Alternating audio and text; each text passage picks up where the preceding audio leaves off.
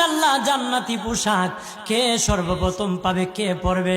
নবী বলেন, আয়েশা রে, জান্নাতি পোশাক সর্বপ্রথম আমি রাসূলুল্লাহ পাবো, কিন্তু আমি নবী সর্বপ্রথম পরব না।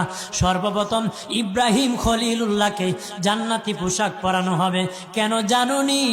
ইব্রাহিম নবীকে নমরুদের আগুনে যখন ফেলে দেওয়া হয়েছিল, দুনিয়ার সব ছেড়ে দিয়েছিল, বাড়ি ছেড়ে দিয়েছিল, সম্পদ ছেড়ে দিয়েছিল, মা বাবা ছেড়ে দিয়েছিল, এমনকি গায়ের জামাও যখন খুলে নেয়, ইব্রাহিম কয়েক কাপড় ছেড়ে দিতে পারি, আমার আসমানের মালিককে ছেড়ে দিতে পারি না।